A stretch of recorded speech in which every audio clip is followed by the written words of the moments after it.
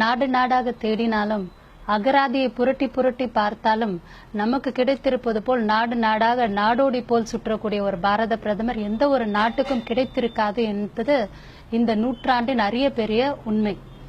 முதல்ல petrol பங்க்ல mobiles use பண்ணக்கூடாதுன்னு சொல்றீங்க.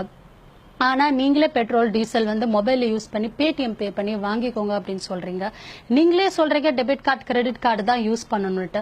அந்த அளவுக்கு டெபிட் கார்டு கிரெடிட் கார்டு கிடையாது. மக்களுக்கு அந்த அளவுக்கு படிப்பறிவு இருக்கா, லிட்ரஸி ரேட் அந்த அளவுக்கு இம்ப்ரூவ் ஆயிருக்கானா கிடையாது. கரண்ட் அந்த அளவுக்கு இருக்கா எல்லா இடத்துலயும் அப்படின்னா கிடையாது. முதல்ல ஒரு அடிப்படை தேவைகளை நம்ம பூர்த்தி செஞ்சுட்டு அதுக்கப்புறமா படிப்படியா ஒரு சில விஷயங்களை இம்ப்ளிமெண்ட் பண்ணா கரெக்ட் தான். உங்களோட நோக்கம் நீங்க பிளாக் மணியை நீங்க ப்ரோஹிபிட் பண்ண போறீங்க, பிளாக் மணியை ஒடுக்க இதை பண்றேன்னு சொல்றீங்க. 2014 மாண்புமிகு பிரதமர் அவர்களின் பிஜேபி அரசு என்ன வாக்குறுதி கொடுக்குது மக்களுக்கு? நாங்க கருப்பு பணத்தை எல்லாம் முடக்க போறோம், முடக்கிட்டு கருப்பு பணத்தை எல்லாம் சுவிட்சர்லாந்துல இருந்து அங்க இருந்து இங்க இருந்து ரெக்கவர் பண்ணிட்டு ஒரு இந்திய மக்களோட அக்கௌண்ட்ல 15 லட்சம் ரூபாய் போடுறேன்னு சொல்றீங்க. 2015 என்ன சொல்றீங்க? பயம் பெஹனோ, அம்மா அப்பா தம்பி தங்கச்சி உங்க எல்லாருக்கும் வர வேண்டிய 15 லட்சம் மாட்டு மண்டியில வந்துட்டே இருக்கு அப்படின்னு சொல்றீங்க. 2016 நீங்க மனசாட்சியே இல்லாம என்ன சொல்றீங்க பிரதமர் அவர்களே? இந்த கருப்பு மணிலாம் மக்களாகிய ஏழை மக்களாகிய உங்ககிட்ட தான் இருக்கு அப்படின்னு சொல்லிட்டு எங்க வீட்டுல எங்க அம்மா தாத்தா பாட்டி அப்படிங்கிறவங்களோட சுருக்கு பையில இருக்கக்கூடிய வேர்வை சிந்தி சம்பாரிச்ச ஏழைகளோட பணத்தை நீங்க சுரண்டிட்டு இருக்கீங்களே, இது நியாயமா?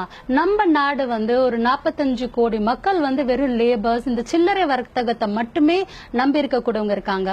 கீரைக்காரமா கிட்ட நம்ம போயிட்டு ஸ்வைப்பிங் மெஷின் யூஸ் பண்ண முடியுமா? இட்லிக்காரமா கிட்ட போயிட்டு நம்ம ஸ்வைப்பிங் மெஷின் யூஸ் பண்ண முடியுமா? ஆட்டோக்கார அண்ணா கிட்ட போயிட்டு நம்ம ஸ்வைப்பிங் மெஷின் கொடுக்க முடியுமா?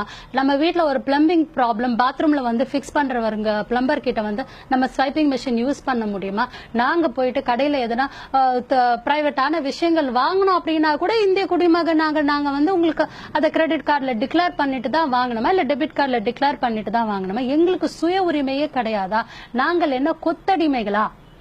அரசு அதிகாரிகளின் வீட்டுல நீங்க ரெய்டு செய்யறீங்க. மாநில அரசுக்குன்ட்டு ஒரு சுயாட்சி கௌரவம் உண்டு. ஆனா நீங்க அதை மீறி மத்திய அரசு மாநிலத்துல நீங்க ரெய்ட் பண்றீங்க. அங்க பல லட்சம் பணங்கள் எடுக்கிறீங்கன்னு சொல்றீங்க, பல கோடி ரூபாய் பணங்கள் எடுக்கிறேன்னு சொல்றீங்க. ஏன் பிஜேபி ஆளும் மாநிலங்கள்ல நீங்க போயிட்டு இந்த மாதிரி ரெய்ட் பண்ணக்கூடாதா? தமிழ்நாடு தான் உங்களுக்கு இழித்த வாயா அப்படின்ட்டு தமிழ்நாட்டு மக்கள் கேட்க விருப்பப்படுறாங்க. அதே மாதிரி இப்ப நீங்க யூபியில உத்தரப்பிரதேசத்துல எலெக்ஷன்ல பாத்துட்டீங்கன்னா பல கோடி ரூபாய் நீங்க உங்களோட கார்ல செலவு பண்றீங்க, எலெக்ஷன் கேம்பெயினிங்க்கு செலவு பண்றீங்க. டொனேஷன்ஸ் எல்லாம் எந்த கணக்குல வருது, எப்படி வருது? அதே மாதிரி இந்த டிமானிட்டைசேஷன் நீங்க அனௌன்ஸ் பண்றதுக்கு முன்னாடி செப்டம்பர் 1ஆம் தேதியில இருந்து நவம்பர் 8ஆம் தேதி வரைக்கும் இந்தியா முழுக்க கிட்டத்தட்ட ஒரு 70% மாநிலங்களில் யூனியன் டெரிட்டரிஸ்லயும் உங்களோட பிஜேபியோட தலைமை கழகம் வாங்கி இருக்கக்கூடிய சொத்துக்களோட பட்டியலோட விவரத்தை நீங்க வெள்ளறிக்கையா மக்களுக்கு கொடுக்கறதுக்கு ரெடியா அப்படின்னு மக்கள் கேட்டுட்டு இருக்காங்க. நீங்க புதுசா விதவிதமா ஆடைகள் அணிந்துக்கோங்க பிரதமர் அவர்களே, அதை பத்தி எங்க மக்களுக்கு ஒன்னும் கவலை இல்ல. ஏன் ஒரு அடித்தட்டு மக்களோட ஒரு விவசாயியோட கோவணத்தை கூட விட்டு வைக்க கூடாதுன்ட்டு உங்களுக்கு எதனா சட்டமா? ஒரு சிம்பிள் எக்ஸாம்பிள் நான் உங்களுக்கு சொல்றேன். ஒரு 100 ரூபாய் நோட்டை நீங்க ஒரு சில்லறை வர்க்கத்துல ஒரு பால்கார்கிட்டயோ நம்ம அண்ணாச்சி கடையிலயோ நம்ம நாட்டார் கடையிலயோ நம்ம கொண்டு போய் கொடுத்தோம்னா அந்த 100 ரூபாய்க்கு உண்டான மதிப்பான பொருளை நம்ம வாங்கிக்கிறோம் அண்ணாச்சி கிட்ட இருந்து. அண்ணாச்சிக்கு அந்த 100 ரூபாய் தான் போய் சேருது. அதுக்கப்புறம் அண்ணாச்சி அந்த 100 ரூபாவை கொண்டு போயிட்டு வேற ஹோல்சேல் கடையில நமக்கு வேண்டிய சரக்குகளை வாங்கிட்டு வச்சு நமக்கு அரிசி பருப்பு கொடுக்கறாரு. ஆனா ஆன்லைன் வர்த்தகத்துல என்ன ஆகுது? நீங்க 100 ரூபாய் பொருள் வாங்குறதுக்கு மேற்கொண்டு உங்களுக்கு 1.5% இல்ல 2% இல்ல 2.5% அந்த டாக்ஸ் நீங்க பே பண்ண வேண்டியதா இருக்கு. அவங்களுக்கு அந்த சர்வீஸ் சார்ஜஸ், அதாவது 1 ரூபாய் 1.5 ரூபாய் இல்ல 2 ரூபாய் நீங்க எக்ஸ்ட்ராவா பே பண்ண வேண்டியது இருக்கு.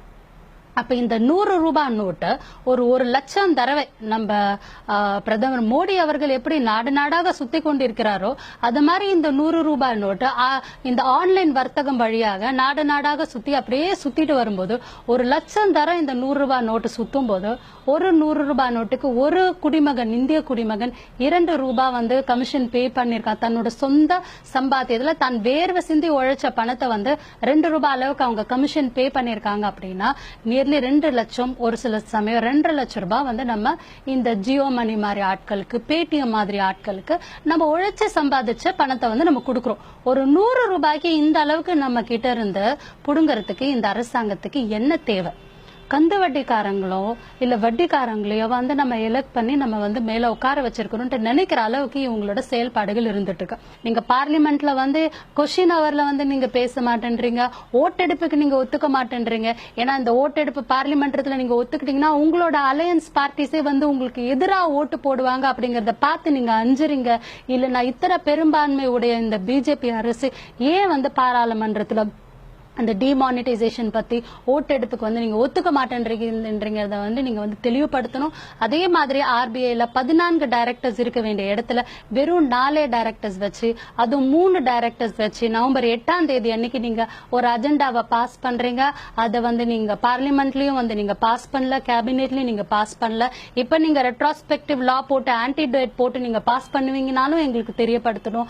சோ இந்த மாதிரி ஒரு லெஜிட்டிமேட் விஷயமும் ஒரு லீகல் பாயிண்ட்ஸுமே வந்து நீங்க ஃபாலோ பண்ணாம ஜஸ்ட் லைக் தட் நீங்க எடுத்தேன் கவுத்தேன் அப்படின்னு சொல்லிட்டு விளையாடுறதுக்கு மக்கள் என்ன உங்களுக்கு விளையாட்டு பொருளா, இல்ல நீங்க இந்த விளையாட்டு பண்ண மாதிரி ஒரு சொப்பு காசை வந்து நீங்க இன்ட்ரடியூஸ் பண்ணிருக்கீங்களே, அந்த சொப்பு காசு 2000 ரூபாய்க்கு எங்களுக்கு எங்கன்னா வந்து சேஞ்ச் கிடைக்குதா அப்படின்னு பார்த்தா கிடையாது. ஏன் வந்து நம்மளோட இந்திய மக்களை வந்து இந்த அளவுக்கு நீங்க கஷ்டத்துக்கு ஆளாக்குறீங்க அப்படிங்கறதுக்கு நீங்க பதில் சொல்ல வேண்டிய காலம் மிக விரைவில் வரும்.